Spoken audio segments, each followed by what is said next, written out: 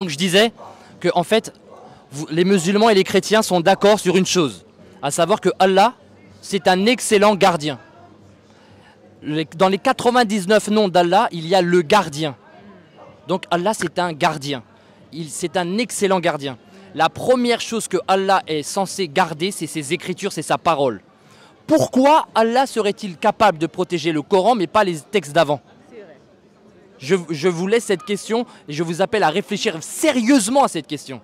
Dieu protège le Coran mais pas les autres livres. Mais c'est honnêtement, permettez-moi d'utiliser ce terme sans vouloir vous offenser, mais c'est suspect. C'est suspect quand même.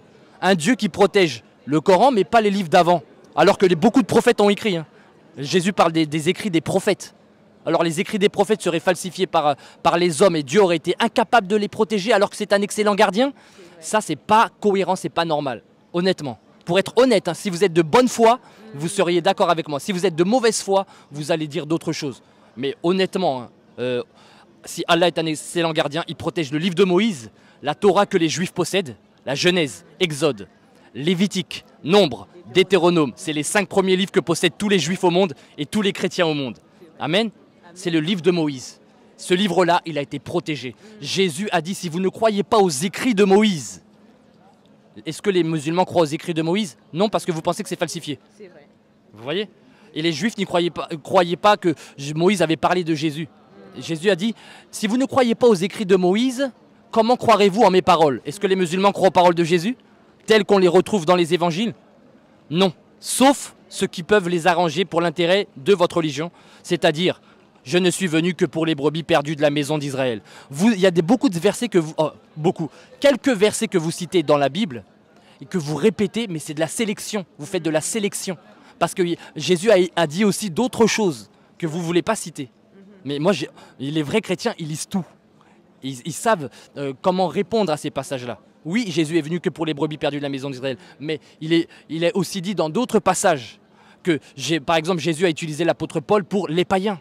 Et il y a plein de passages comme ça dans la Bible. Mais si tu t'arrêtes juste à quelques versets, tu ne peux pas en faire une conclusion. Donc voilà, on pourra parler de ces choses-là peut-être une prochaine fois dans une autre vidéo pour ne pas m'attarder. Mais on va enchaîner avec une autre question. Quels sont les versets essentiels de la Bible? Le verset le plus célèbre de la Bible, Jean 3,16. Dieu a tant aimé le monde qu'il a donné son Fils unique afin que quiconque croit en lui ne périsse point, mais qu'il ait la vie éternelle. Amen. Et même le verset d'avant, c'est Jean 3,15. Comme Moïse éleva le serpent dans le désert, de même, il faut que le Fils de l'homme soit élevé. Élevé, ça ne veut pas dire que le serpent est parti au ciel. Le serpent était... Moïse avait fait un serpent d'airain qui était fixé sur une sorte de canne. Et il a élevé ce serpent. Et les Juifs devaient regarder ce serpent pour être sauvés, pour être guéris de leur morsure. De même, Jésus doit être fixé. De même, Jésus doit être élevé, afin que quiconque croit en lui ne périsse point, mais qu'il ait la vie éternelle. C'est le verset, un des versets essentiels de la Bible, bon, on va dire le plus célèbre de la Bible. Voilà, il y a beaucoup de versets qui sont essentiels, sinon tu en as peut-être d'autres. Il y a aussi un verset que j'aime bien, c'est dans Romains 8, verset 38-39, si je me rappelle bien, c'est car rien ne peut nous séparer de l'amour de Dieu manifesté en Jésus-Christ, ni les anges, ni la mort, ni la vie, ni les hauteurs, ni la profondeur, ni les anges, ni les choses présentes, ni les choses à venir, ni les hauteurs, mais vraiment rien, ne peut nous séparer de l'amour de Dieu manifesté en Jésus-Christ. Et c'est une promesse pour tout le monde, que pour quiconque croit en fait. C'est une promesse pour quiconque croit en lui. Donc voilà. Amen. Donc il y a d'autres passages qui sont essentiels dans la Bible, des versets importants à connaître dans la Bible. Celui que je vous ai cité dans Galates chapitre 1 qui nous prévient que celui qui nous annonce à notre évangile qui soit anathème, c'est important quand même. C'est important de le savoir, c'est sûr, parce qu'il l'avertit, il le répète dans son avertissement. Il y a un autre verset qui est essentiel dans la Bible, c'est le passage où l'apôtre Paul donne la définition de l'amour. La définition de l'amour dans 1 Corinthiens chapitre 13. Que l'amour pardonne tout, l'amour est patient, l'amour est plein de bonté, l'amour ne s'enfle pas d'orgueil, l'amour... Voilà, on a la définition de l'amour dans la Bible. Donc c'est quand même un passage qui est très important, ce passage-là. Après, il y a d'autres passages. Vas-y, tu en as peut-être... Ouais, il y a aussi Jésus, il va dire... n'aimez pas comme le monde aime, mais aimez comme moi je vous ai aimé. Et ça, c'est une différence en fait. Il y a l'amour de Dieu et il y a l'amour des hommes. Et il va dire, aimez pas comme le monde aime, mais aimez comme moi je vous ai aimé. Amen. Voilà un autre passage aussi qui est important, c'est celui qui nie le Père et le Fils, voilà l'Antéchrist. Qui nie le Père et le Fils. Nous, dans la Bible, il y a écrit que Jésus, il priait le Père. Il parlait au Père, Abba. Il disait Abba, il disait pas Allah, il disait Abba. Abba, Père. Et nous, il nous demande, quand on prie, on doit dire notre Père qui est aux cieux. Il dit, quand Jésus donne l'enseignement à ses apôtres, comment on doit prier. Il dit, quand vous priez, vous dites notre Père qui est aux cieux. Les catholiques comme les évangéliques, bon, on prie le notre Père. Mais pourquoi? Voilà, c'est... Donc, celui qui nie le Père et le Fils, donc les musulmans nient le Père et ils nient le Fils. Vous ne voulez pas croire que Jésus est le Fils de Dieu. Et pourtant, il y a des passages, énormément de passages dans la Bible, dans le Nouveau Testament, qui nous dit que Jésus-Christ est le Fils de Dieu. Donc aussi, ce verset-là, il est important de savoir que aussi celui qui nie le Fils n'a pas la vie. Celui qui n'honore pas le Fils, il n'a pas Dieu. Il n'honore pas le Père qui l'a envoyé. Et celui qui ne croit pas au Fils aussi, la colère de Dieu demeure sur lui. Il est aussi écrit cela dans Jean chapitre 3. Que celui qui ne croit pas au Fils, la colère de Dieu demeure sur lui. Vous voyez? Donc après, il y a plein d'autres versets qui sont essentiels. Hein, voilà, mais ceux qui me viennent à l'esprit pour le moment, c'est ceux-là. Et après, bien sûr, comme je vous ai dit, les versets qui parlent du pardon des péchés, en fait. Pour être pardonné du péché, la Bible dit, si quelqu'un a péché, nous avons un avocat auprès du Père, Jésus-Christ le juste.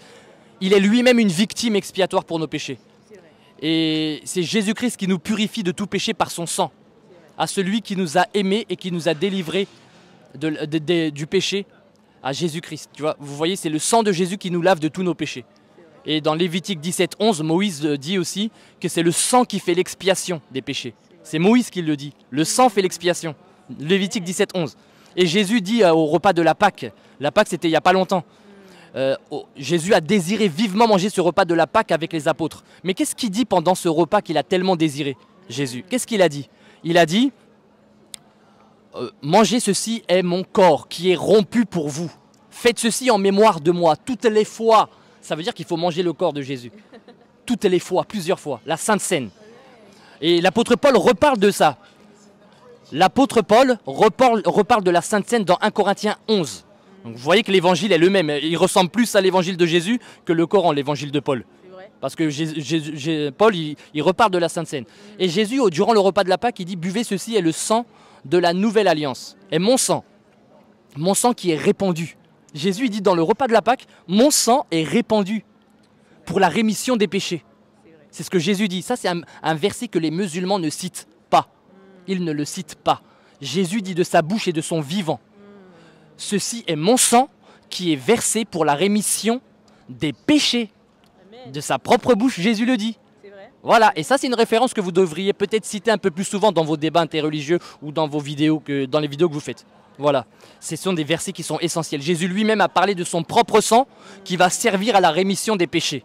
Vous voyez? Donc, et tout en sachant que tout ce que Jésus dit, il ne le dit pas de lui-même, mais c'est le Père lui-même qui lui a prescrit de dire ce qu'il doit annoncer. C'est un devoir, il doit annoncer cela. Donc la Sainte Seine, ça fait partie des prescriptions essentielles de la Bible aussi, la Sainte Seine. Il y a le baptême aussi, celui qui croira en moi et sera baptisé sera sauvé, le baptême d'eau. Et il faut être baptisé, plongé dans les eaux du baptême. Jésus lui-même a été plongé dans les eaux du baptême. Est-ce que les musulmans sont plongés dans les eaux du baptême? Non. Donc voilà. Matthieu chapitre 3, je recite Matthieu chapitre 3, verset 16. Matthieu chapitre 3, verset 16, on voit le Père, le Fils et le Saint-Esprit.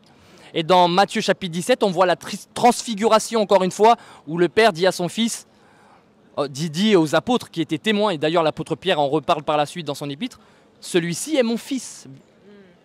Amen. La parabole des vignerons aussi. Celui-ci, il envoie des serviteurs et ensuite il envoie le Fils, le dernier. Mais les serviteurs, c'était les prophètes.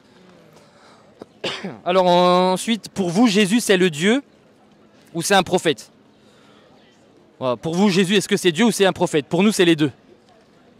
Ça peut paraître fou pour plusieurs personnes, mais pour nous, Jésus-Christ est venu en tant que prophète. Et le plus grand prophète, c'est qui? C'est Dieu le plus grand prophète. Parce qu'un prophète, il est censé connaître l'avenir. Qui connaît l'avenir? Dieu. Dieu connaît l'avenir, donc Dieu est prophète. C'est le plus grand des prophètes. Vous savez, les prophètes, comment on les appelait dans l'Ancien Testament? On les appelait voyants. Ils connaissaient l'avenir, ils savaient l'avenir. Et Jésus connaissait l'avenir de son vivant. Il a parlé d'ailleurs à la femme samaritaine, il lui a dit, tu as eu raison de dire tu n'as pas de mari car tu as eu 5 maris. Et le mari que tu as en ce moment, et l'homme que tu as en ce moment n'est pas ton mari. Elle a reconnu qu'il était prophète. Et donc Jésus-Christ était prophète et on n'a aucun souci avec ça. Mais n'oubliez pas que Jésus-Christ a prophétisé, le prophète qui prophétise sa propre mort, sa propre crucifixion, sa propre résurrection, chose que vous ne croyez pas. Il ne suffit pas de croire que Jésus est prophète. Qu'est-ce que Jésus a prophétisé? Matthieu chapitre 20 verset 17. Sa mort, sa crucifixion, sa résurrection. Et ça, vous n'y croyez pas. Et ça, c'est un...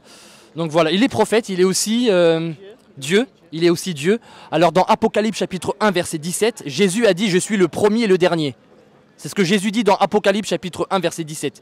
« Je suis le premier et le dernier ». Alors dans le Coran, Allah dit qu'il s'appelle le premier et le dernier. Dans la sourate, je crois que c'est la sourate 53. Attendez, 57 verset 3 je crois. Sourate 57 verset 3, Allah dit qu'il est le premier et le dernier. Dans les 99 noms d'Allah, il y a un nom, Allah s'appelle le premier. Et dans un autre, il s'appelle le dernier. Jésus, justement, il est le premier et le dernier. Donc Jésus est Dieu dans ce cas-là. Dans Ésaïe chapitre 44 verset 6, je crois, il est aussi dit, dans le prophète Ésaïe, il y a aussi écrit que Dieu est le premier et le dernier. Donc Jésus-Christ est Dieu dans ce cas-là. Juste en citant un verset, je peux vous montrer que Jésus-Christ est Dieu.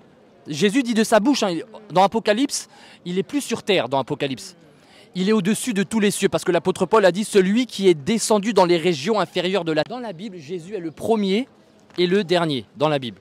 Dans Apocalypse 1, 17. Dans le Coran, Allah est le premier et le dernier. Dans la sourate 57, verset 3. Et Allah, dans les 99 noms d'Allah, il est le premier, et puis dans un autre nom, il est le dernier. Et dans Ésaïe chapitre 44 aussi, au verset 6, je crois, il est dit que Dieu est le premier et le dernier. Donc Jésus-Christ est Dieu. De son vivant, non pas sur terre, mais au ciel. Parce que l'apôtre Paul a dit, celui qui est descendu dans les régions inférieures de la terre, c'est le même qui est monté au